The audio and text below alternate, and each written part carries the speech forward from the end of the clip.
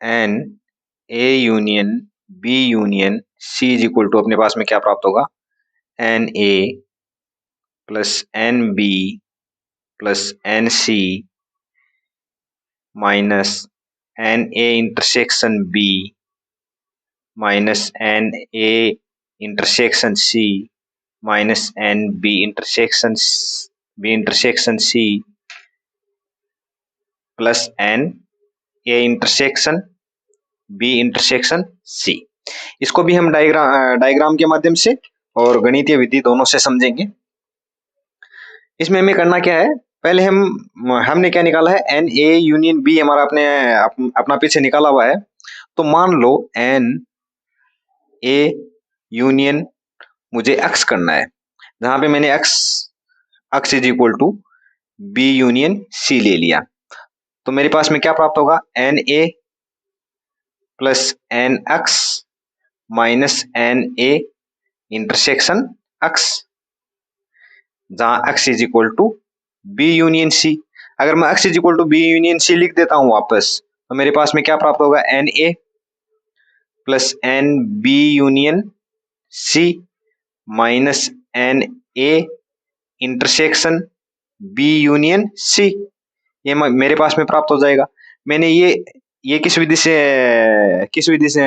Rule से लिखा है कि n A union B is equal to, हमने पीछे पढ़ा था, n A plus n B minus N A intersection B होता है। ये हमने थोड़ी देर पहले ही देखा है।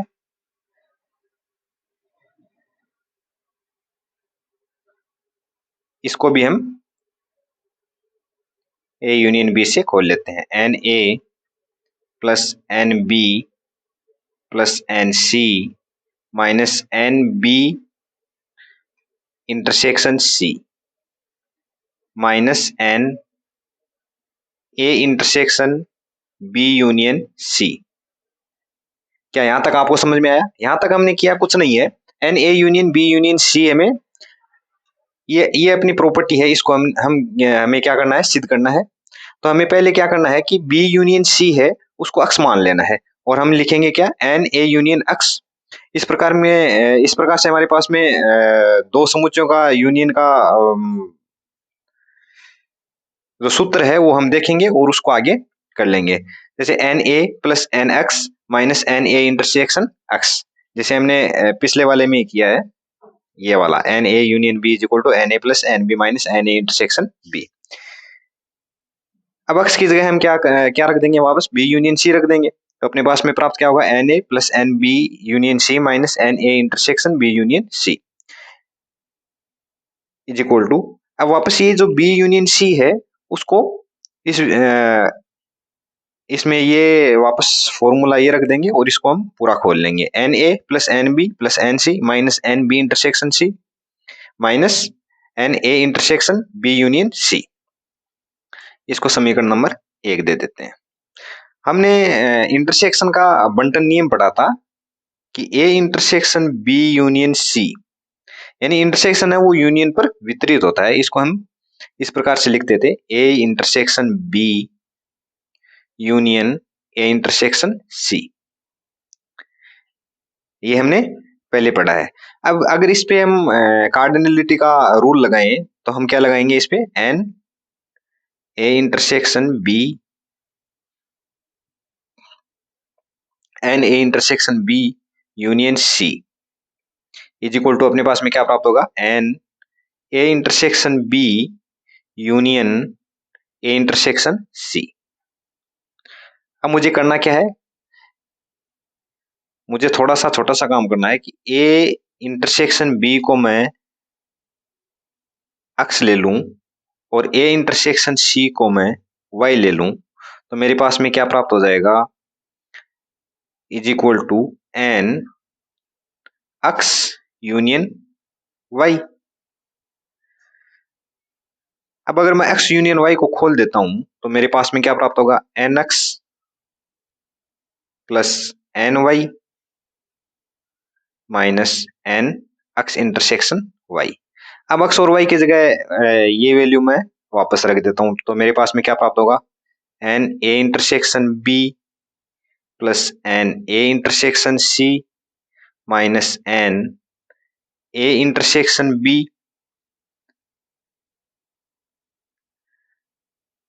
Intersection A intersection C.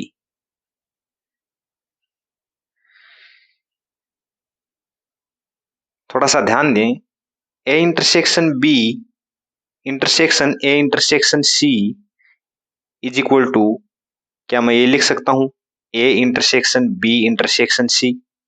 कैसे?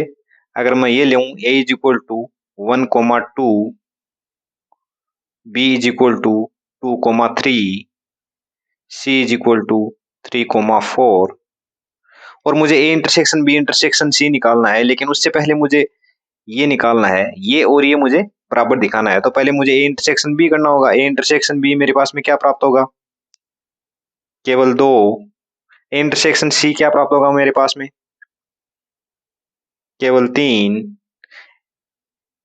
और ए इंटरसेक्शन बी और ए इंटरसेक्शन सी, इसका इंटरसेक्शन मेरे पास में क्या प्राप्त होगा, A intersection B intersection A intersection C is equal to 5। अगर मैं इसी प्रकार से ए बी और सी से देखूं तो मेरे पास में क्या प्राप्त हो रहा है, A intersection B intersection C से क्या प्राप्त हो रहा है, तीनों में कुछ कॉमन है। तो ये भी मेरे पास में A intersection B intersection C is equal to 5 प्राप्त हो रहा है। इस प्रकार से मैं ये कह सकता हूँ A intersection B intersection A intersection C is equal to A intersection B intersection C हो सकता है। तो मैं इसको क्या लिख सकता हूँ, n A intersection B plus N A intersection C minus N A intersection B intersection C. N A intersection B union C is equal to मेरे पास में क्या प्राप्त हुआ, n A intersection B plus N A intersection C minus N A intersection B intersection C. ये जो समीकरण number अपने पास में 2 आई है, उसको मुझे समीकरण नंबर 1 में रखना है।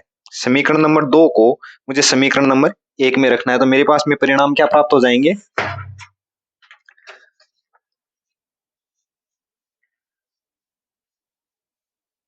यहां से देखना, n A union B union सी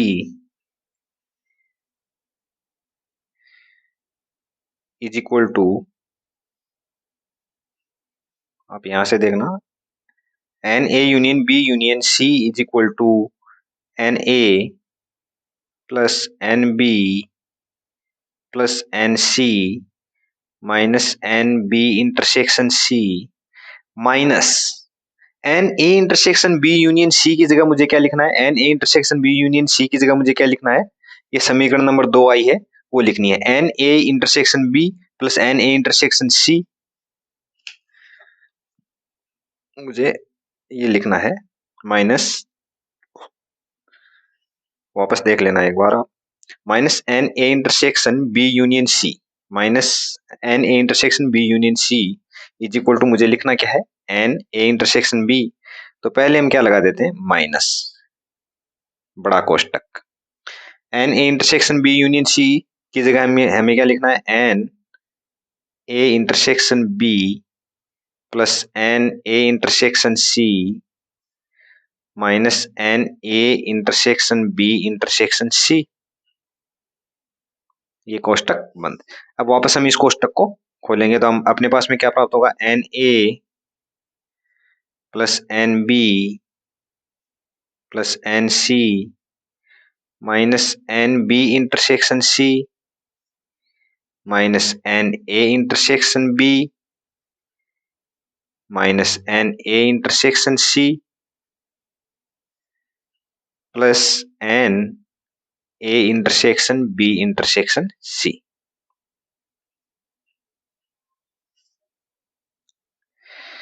तो इस प्रकार से अपने पास में ये जो दूसरी प्रॉपर्टी थी, n A union B union C is equal to n A plus n B plus n C minus N A intersection B minus N A intersection C minus B intersection C plus N A intersection B intersection C, इसको हमने क्या कर लिया है, prove कर लिया है कि n A union B union C is equal to अपने पास में n A plus n B plus n C minus N A intersection B.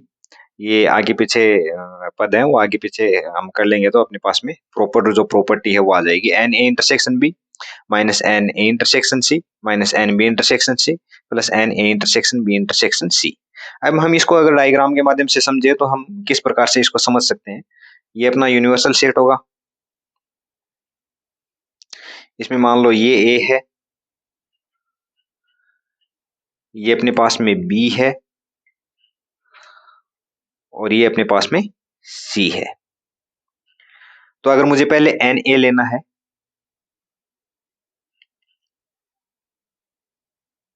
पहले मुझे एन ए लेना है, तो मैं कौन सा एरिया लूंगा, ये पूरा एरिया कवर कर लूंगा।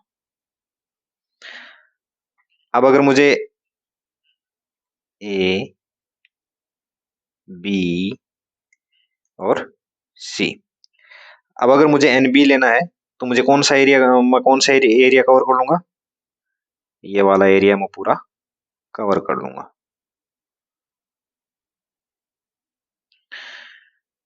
Plus n B. अब अगर मुझे एन सी लेना है तो मैं कौन सा एरिया कवर करूंगा, ये वाला।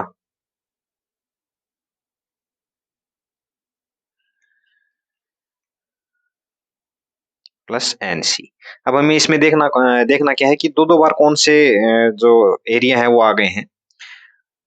तो दो बार, एक तो ये आ गया ए इंटरसेक्शन बी वाला, दो बार आ गया, तो हम माइनस कर देंगे एन ए इंटरसेक्शन बी। इसी प्रकार से एन ए इंटरसेक्शन सी वाला भी एरिया है, वो दो बार आ गया। ये देखो एन ए इंटरसेक्शन सी वाला भी एरिया है, वो दो बार आ गया, तो इसको भी हम माइनस कर देंगे, minus N A intersection C. इसी प्रकार अगर हम देखें बी इंटरसेक्शन सी वाला एरिया भी है, वो कितनी बार आ गया, दो बार आ गया, तो हम माइनस में कर देंगे एन बी इंटरसेक्शन सी। लेकिन आपने क्या ध्यान से देखा कि हम जो n A intersection B A intersection C B intersection C इसको जब नेगेटिव कर रहे थे, उसी समय A intersection B intersection C यानी जो तीनों का कॉमन एरिया था वो दो बार है, वो हमने आउट कर दिया। पहली बार इसको निकालते समय, दूसरी बार इसको निकालते समय और तीसरी बार इसको निकालते समय, तीन बार हमने आउट किया। लेकिन हम दो बार इसको पहले इसको गिन चुके थे, इसलिए हमें इसमें एक और जोड़ना पड़ेगा। तो हमें क्या करना है, N A intersection B intersection C, यानी हमें इसको कम से कम एक बार हमें इसको जोड़ना पड़ेगा। तो इस प्रकार हम डायग्राम के माध्यम से इस प्रॉपर्टी को समझ सकते हैं।